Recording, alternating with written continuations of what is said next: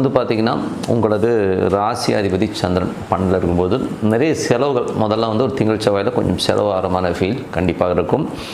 அதுக்கப்புறம் பார்க்கும்பொழுது எல்லாமே ரொம்ப சிறப்பாக அடுத்த லெவல் போகிறதுக்கான விஷயங்கள் நிறைய வந்து ஒரு பிளானிங் எல்லாமே ரொம்ப அற்புதமாக இருக்கிறதுக்கான ரொம்ப நல்லா இருக்குது. அதுக்கப்புறம் உங்களது 2ஆம் அதிபதி, ஸோ 2ஆம் அதிபதியான சூரியன் ஆட்சி பலத்தோடு இருக்கும்பொழுது குடும்பத்துக்கு தேவையான விஷயங்கள்லாம் நடக்கிறதுக்கான வாய்ப்பு ரொம்ப நல்லா இருக்குது. இதில் வந்து என்ன பியூட்டினா, இதில் வந்து சூரியன் வந்து ஆட்சி பலத்தோடு இருக்கும்போது கான்க்ரூட்டாக ஒரு நல்ல விஷயங்கள், டெசிஷன் எடுக்க முடியாத குடும்பத்தில் வந்து சில குழப்பங்கள்லாம் வந்து கிளியர் ஆகிறதுக்கான வாய்ப்பு ரொம்ப நல்லா இருக்குது. அதுக்கப்புறம் பொழுது 3ஆம் அதிபதி, ஸோ 3 மற்றும் 12ஆம் அதிபதி போது 3லேயே ஆட்சி பலத்தோடு இருக்கும்பொழுது உங்கள் முயற்சிகளில் பெரிய வெற்றிகள் இருக்கும். ஸோ நிறைய பிளான் பண்ணுவீங்க. ஸோ அந்த பிளானிங்காக வந்து நிறைய இரவு பகலாக உட்காந்து பிளான் பண்ணுறது, ஏதாவது பெருசாக பண்ணுங்கிற எண்ணங்கள்லாம் ரொம்ப அற்புதமாக இருக்கும். அப்புறம் உங்களுக்கு 4ஆம் அதிபதி, ஸோ 4ன்னும் போதே சுக்கிரன், ஸோ 4ஆம் அதிபதி உங்களுக்கு 2ல் இருக்கும்போது சொத்துக்கள் ஏதாவது புதுசாக வாங்கலாம், வண்டி வாகனங்கள் ஏதாச்சும் வாங்கலாம், லோன் போட்டு வாங்கலாமா அப்படிங்கிற எண்ணங்கள்லாம் இருக்கும். ஸோ அதெல்லாமே சிறப்பாக நடக்கிறதுக்கான இப்போ ரொம்ப நல்லாயிருக்கு. ஸோ அம்மாவுடைய உடல்நலம், ஏன்னா சுக்கிரன் கேது அது 4ல் இருக்கும்பொழுது அது கேது சம்மந்தப்படும் போது அம்மா கொஞ்சம் வெடுக்கெடுக்குன்னு பேசுகிறது, சில நேரங்கள் வந்து தாயாருடைய விஷயங்களுக்காக கொஞ்சம் செலவு பண்ணுறமான விஷயங்கள் கண்டிப்பாக இருக்கும்.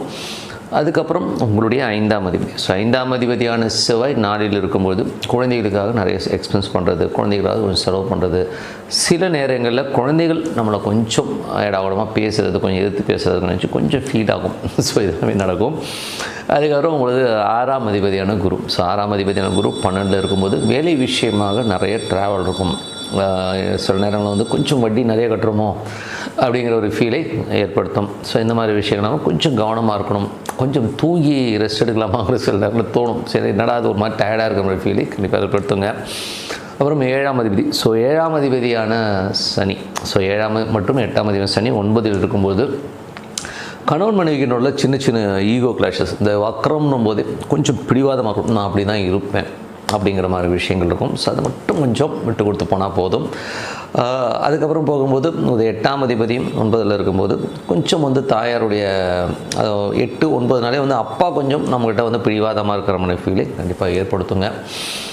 அதுக்கப்புறம் 10ஆம் அதிபதியான செவ்வாய், ஸோ 10ஆம் அதிபதியான செவ்வாய் வந்து பார்த்திங்கன்னா உங்களுக்கு இப்போது வந்து அவர் 4ல் இருக்காருங்க. ஸோ அவர் வந்து 4ல் இருக்கும்போது என்ன மாதிரி இருக்கும்போது தொழில் ரீதியான விஷயங்களும் நல்ல ஏற்றங்கள், நல்ல லாபங்கள் வர்றதுக்கான வாய்ப்பெலாம் இருக்குது. கொஞ்சம் வந்து நல்ல ஒரு லெவலில் செட்டில் ஆகிறதுக்கான வாய்ப்பெலாம் ரொம்ப அற்புதமாக இருக்குங்க. ஸோ நல்ல ஒரு கம்ஃபர்ட்டான ஒரு பிஸ்னஸ் பண்ணுற மாதிரி விஷயங்களும் அற்புதமாக இருக்கும். அதுக்கப்புறம் பார்க்கும்போது உங்களுடைய 11ஆம் அதிபதி, 11ஆம் அதிபதியான சுக்கிரன், 11ஆம் சுக்கிரன் வந்து 2ல் இருக்கும்போது நல்ல ஏற்றங்கள், நல்ல லாபங்கள், குடும்பத்துக்காக சின்னதாக லோன் வாங்கி ஏதாச்சும் பெருசாக பண்ணணும், புதுசாக ஒரு விஷயங்கள்லாம் பண்ணணும்